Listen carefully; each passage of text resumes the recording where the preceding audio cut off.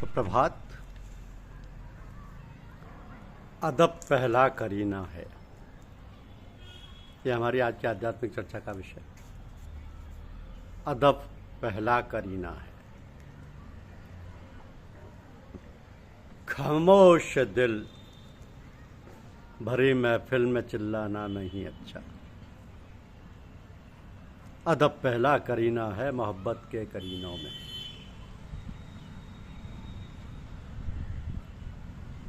ये तरीका जिद्दोजहद व खींचतान का तरीका नहीं है,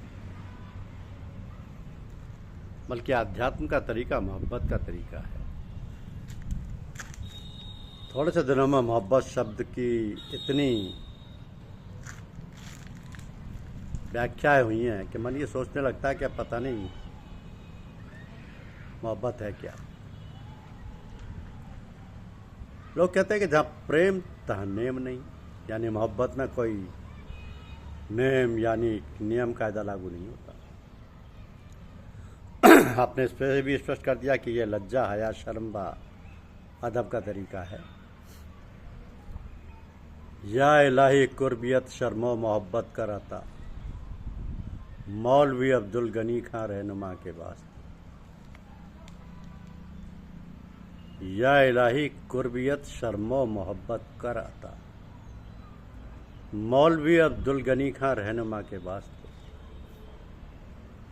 यहाँ शेर में आप अपने पीर और मुर्शिद का वास्ता देकर मालिक के कुल से कुर्बियत शर्म से व मोहब्बत तीनों बातों के लिए दरख्वास्त कर रहे हैं। अदब को भी आपने एक बहुत ही बेहतरीन तरीके से परिभाषित किया। थोड़े से शब्दों में आपने फरमाया कि व्यवहार में सदैव अपने सीमा व दूसरे की सीमा पर नजर रखना तथा अपने को दूसरे के सामने छोटा मानना ये अदब है। सच्चाई यह है कि अदब ही आध्यात्मिकता की रीढ़ है। रूहानी इमारत की तामीर इसकी ही मजबूत नींव पर होती है। अपनी निस्बत की हिफाजत का यह सर्वश्रेष्ठ तरीका है। ये बड़े बड़े ऋषि मुनि अवतार व औलिया इस पहलू की तरफ बड़े ही सतर्क रहे। जिस किसी ने भी इसमें जरा सी भी चूक की उसकी रूहानी इमारत ध्वस्त हो गई, ऐसा देखने में आया। हमारे सिलसिले के बुजुर्गान भी इस पहलू की तरफ बड़े ही सतर्क रहे। पूज्यपाद लालाजी साहब के पूज्य गुरुदेव मौलवी फजल अहमद खान साहब अपने हर पत्र में पूज्यपाद लालाजी साहब को, जो उनके भक्त होने के नाते से उनके प्रति पूर्ण समर्पित भी थे, उन्हें अपने हर पत्र में सलाम लिखने में नहीं चूकते थे। और कभी कभी तो आप यहाँ तक लिख दिया करते थे कि मेरा सारा घराना तुम्हारे घराने को सलाम व दुआ करता है। अब पूज्यपाद लालाजी साहब की सारी ज़िंदगी अपने सदगुरुदेव के प्रति अदब की एक बहुत ही बेहतरीन तस्वीर है। आपका कचहरी जाना, टहलना, सत्संग कराना, लोगों की तकलीफ़ों को सुनना व उनके लिए मुनासिब दुआ करना, ये सब कुछ अगर संक्षिप्त में कहें तो उनके द्वारा अपने सदगुरुदेव के प्रति अदब की तामील था। अदब को दो भागों में बांटा गया है, एक ज़ाहिरा अदब और दूसरा गायबाना अदब। अब ज़ाहिरा अदब में सही प्रकार के कपड़े पहनना, सही प्रकार से अपने सदगुरुदेव के पास बैठना व व्यवहार करना आता है। गायबाना अदब जरा सूक्ष्म है, जिसमें अपने बुजुर्गान का जब भी ख्याल आवे तब उनके सामने यथासंभव उसी ढंग से पेश आवे जैसे कि सामने बैठे। एक स्टेशन के स्टेशन मास्टर जब कभी टेलीफोन पर 400 मील की दूरी पर बैठे अपने डीटीएस साहब से बात करते थे तो पहले सारी यूनिफॉर्म पहन लेते थे, पी कैप भी लगा लेते थे, तो खड़े होकर गुड मॉर्निंग सर जुबानी कहने के साथ साथ उन्हें हाथ उठाकर सलाम भी करते थे। लोग उनके मजाक बनाया करते थे। जब कभी अपने बुजुर्गवार की याद आए तो कम से कम ऐसे ही पेश आना गायबाना अदब है। पूज्यपाद भैयाजी साहब द्वारा हर समय टोपी धारण किए रहना हम लोगों के सामने इसका एक बेहतरीन उदाहरण है। जनवरी 1992 में अपनी बाईपास सर्जरी के बाद जब आप अपने पहले वाले कमरे में शिफ्ट किए गए थे तब आपने प्रिय मनीष से सबसे पहले अपनी टोपी की तलब की। अदब पहला करीना है, सौभाग्य से ये गुलाम वहीं हाजिर था। तो अदब को शब्दों की सीमा में कैद कर पाना कोई कतई मुमकिन नहीं है। संक्षेप में इतना कह सकते हैं कि जिस व्यवहार से अपने बुजुर्गान को तकलीफ़ हो वो बेअदबी है तथा उन्हें खुशी हो वो निश्चित रूप से अदब है, चाहे इसका बाह्य स्वरूप कुछ भी हो। एक बार पूज्य लाला जी साहब जब अपने सदगुरुदेव के घर पर हमेशा की तरह हाजिरी देने गए तो देखा कि कड़कड़ाती सर्दी में रुई का पाजामा और बड़े बंडी पहने हुए ठंडे पानी से बार बार अपना मुंह धो रहे हैं। रुई का पाजामा और बंडी पहने हुए तो पूज्यपाद लाला जी साहब इस दृश्य को देख वहाँ 1 मिनट भी नहीं ठहरे तथा सलाम करके फौरन वापस आ गए। दूसरे दिन जब फिर आप अपने गुरुदेव के घर पहुँचे तो आपके सदगुरुदेव बड़े ही प्रसन्न हुए तथा कहा कि तुमने ये कल बड़ा अच्छा किया कि तुम कतई नहीं रुके। मेरा मन किसी से भी बात करने को नहीं हो रहा था। इस प्रकार पूज्यपाद लाला जी साहब का बिना ठहरे वापस आ जाना आदत था और अगर वे ठहरे रहते तो वह बेअदबी में शामिल हो जाता क्योंकि उनके गुरुदेव किसी से भी बात नहीं करना चाहते थे। एक बार की बात है कि रात के 12-1 बजे के करीब स्वामी रामकृष्ण परमहंस ने स्वामी विवेकानंद को जगा कर कहा कि तुम सामने वाले मंदिर से प्रसाद चुरा कर ले आए। तुम सामने वाले मंदिर से प्रसाद चुरा कर ले आओ, मुझे बहुत भूख लग रही है। इस पर स्वामी विवेकानंद ने कह दिया कि गुरुदेव आप हमें चोरी करने के लिए कह रहे हैं। यह कहना उनकी सरासर बेअदबी थी। अगर वे खुशी से प्रसाद की चोरी करने चले जाते तो वो अदब कहलाता है। मात पिता गुरु स्वामी सखा सिरधर करई सुबह लइयो लाभ तिन जन्म कर नतरु जन्म जग जाए। बादब बानसीब बेअदब बेनसीब। माता पिता गुरु एवं स्वामी की आज्ञा को जो बिना सोचे समझे मान लेते हैं उनको जिंदगी का आनंद मिलता है और नहीं तो जन्म बेकार ही चला जाता है। परम संत महात्मा रघुवर दयाल जी महाराज जिन्हें हम सारे लोग चच्चा जी महाराज के नाम से सादर स्मरण करते हैं, उन्होंने अपने गुरुतुल्य बड़े भाई पूज्यपाद लाला जी साहब के सामने अदब की वो मिसाल पेश की है जो संसार में शायद ही देखने को मिली। सन 1896 के अंत में पूज्यपाद लाला जी साहब का तबादला तहसील अलीगढ़ जिला फर्रुखाबाद के लिए नायब हाजिर के पद पर हो गया था।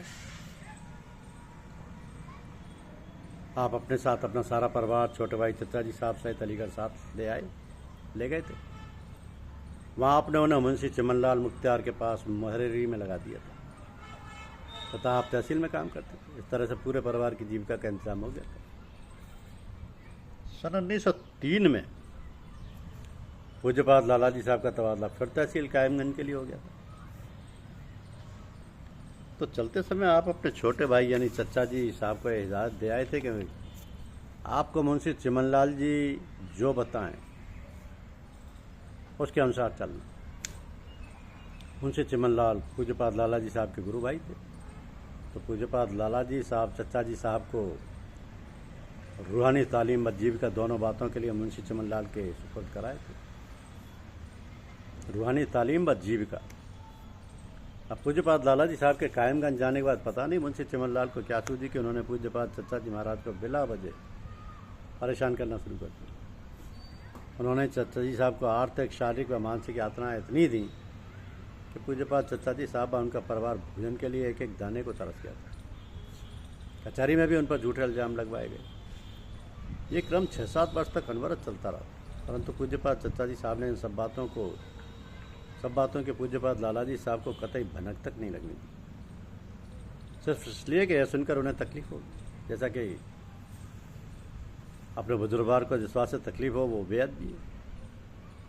सिर्फ अदब की खातिर आपका सारा परिवार अत्याचार के कोलू में बिना उफ किए 6-7 साल तक पिसता रहा। तो पूज्यपाद चचा जी साहब उनकी एक विशेषता ये थी कि वो सही होते हुए भी अपने को खताबार मानकर माफ़ी मांगने लगते थे। बात को मालूम पड़ता था कि ये बिल्कुल सही है, परंतु अदब की खातिर अपने को बतौर खताबार पेश कर रहे हैं। तो परम संत महात्मा बृजमोहन लाल जी साहब तो अदब की साक्षात प्रतिमा ही थे। उनके घर हर काम में मसलन चलने फिरने, उठने बैठने, नहाने धोने, कपड़े पहनने, भोजन करने वगैरह सब कामों में बुजुर्गों के प्रति अदब की झलक मिलती है। परम संत महात्मा जगमोहन नारायण जी के लिए पूज्यपाद लाला जी साहब के गुरुदेव की विशारत थी। कि इनका अखलाक पैदाइश ही दुरुस्त है। अदब अखलाक का एक भाग है। वे परम संत महात्मा रामचंद्र जी महाराज के इकलौते सुपुत्र थे, परंतु सारी जिंदगी वे अपने को सबसे छोटा व सबका सेवक मानकर सबसे व्यवहार करते रहे। कहीं पर भी उन्होंने किसी को भी यह एहसास नहीं होने दिया कि वे इतने बड़े महात्मा के पुत्र। महात्मा तुलसीदास जी अदब के विशेषज्ञ थे। रामचरितमानस में अपने आपने अदब की ऐसी सुंदर सुंदर झांकियाँ प्रस्तुत की हैं कि जिन्हें पढ़कर जी हिल जाता है, परंतु वे दृश्य रामचरितमानस तक ही सीमित नहीं रह गए। उन त्रेता युग की तस्वीरों को हमारे बुजुर्गान ने बखूबी आज के ज़माने में पेश किया।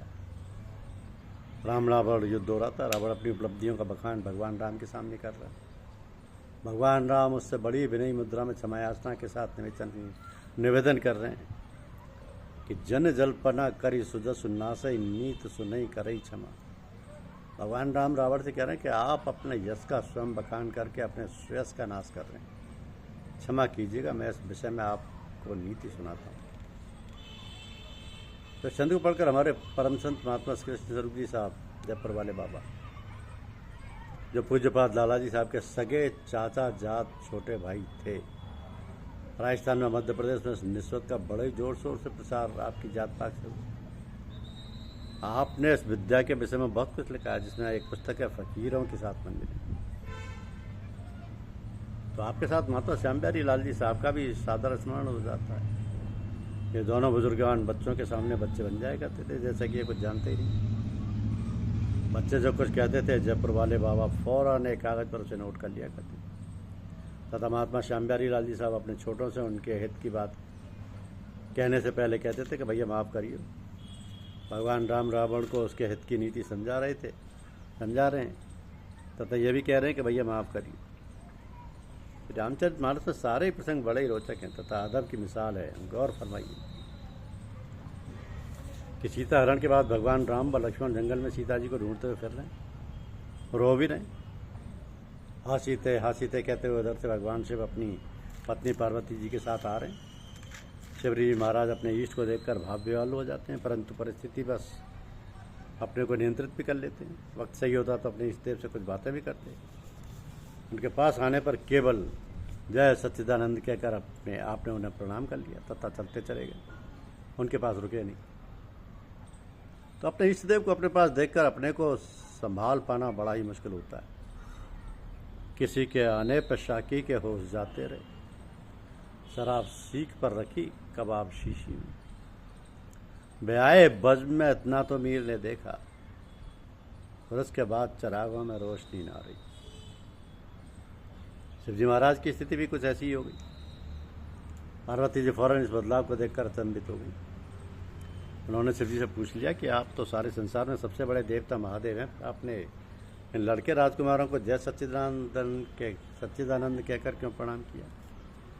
भगवान शिव ने उन्हें समझाया कि ये मेरे इष्ट देव भगवान राम हैं। सारे ऋषि मुनि देवता योगी व महात्मा लोग इनका ही ध्यान करते हैं। ये सारी सृष्टि के नियंता हैं। परंतु पार्वती जी को शिव की बात समझ नहीं आई, क्योंकि वह साधारण मनुष्य की तरह पत्नी वियोग में रो रहे थे। भगवान शिव ने उनसे कह दिया कि अगर आपको मेरी बात पर विश्वास नहीं है तो समझा कर परीक्षा ले लो, मैं तब तक यहीं बैठकर विश्राम करता हूँ। पार्वती जी भगवान राम की परीक्षा लेने हेतु उनके आगे सीता जी का वेश धारण करके चलने लगी। पहले तो उन्हें लक्ष्मण जी ने ही पहचान लिया। आपकी बज़्म में बैठने वाले सबके सब रोशन ज़मीर होते हैं। भगवान राम ने बड़ा ही आदर सहित उनसे निवेदन किया कि कौशलपुर नरेश महाराज दशरथ का पुत्र राम आपको प्रणाम करता है। आप इस जंगल में अकेली क्यों घूम रही हैं? शिव जी कहाँ हैं? पार्वती जी जान गई कि मेरी बोल खुल गई। भगवान राम ने कुछ और भी चमत्कार दिखलाए। वे शिव जी के पास बड़े ही भारी मन से वापस चल दी। शिव जी जान गए कि इन्होंने मेरे इष्ट देव की पत्नी का रूप धारण किया है, चाहे कुछ ही मिनटों के लिए सही। अब यह मेरी पत्नी कैसे हो सकती है? तथा उन्हें पत्नी के पद से त्याग दिया।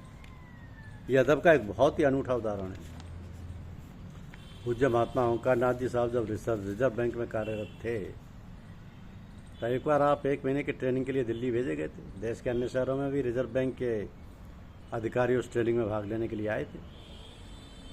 रहने सहने का बड़ा ही माकूल इंतजाम था। हर अधिकारी के लिए एक कमरा पूर्ण रूप से सुसज्जित तथा व्यक्तिगत कामों के लिए एक नौकर भी दिया हुआ था। चाहे उसे कपड़े धुलवाओ, चाहे जूतों पर पॉलिश कराओ, चाहे कुछ चीज़ मंगवाओ। एक नौकर आपको भी मिला हुआ था। 2-3 दिन बाद एक दिन आपने उसका नाम पूछ लिया। उसने बताया उसका नाम है रघुवर। उसका नाम सुनकर आप चक्कर में पड़ गए। हिम्मत करके आपने दोबारा उससे फिर पूछा कि आपका पूरा नाम क्या है, तो उसने उत्तर दिया कि रघुवर दयाल।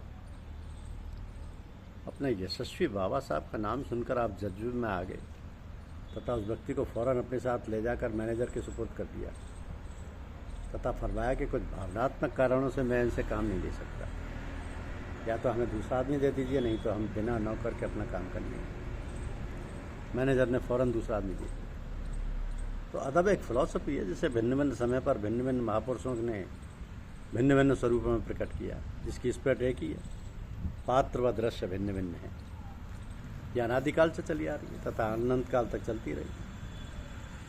तो बुजुर्गों के प्रति अदब का निर्वाह कर पाना उनकी कृपा के बिना कतई संभव नहीं। इसलिए समय समय पर उनसे गिड़गिड़ा कर प्रार्थना करते रहना चाहिए। अल्लाह अगर तौफीक ना दे तो इंसान के बस का काम नहीं। बाअदब बानसीब, बेअदब बेनसीब। धन्यवाद।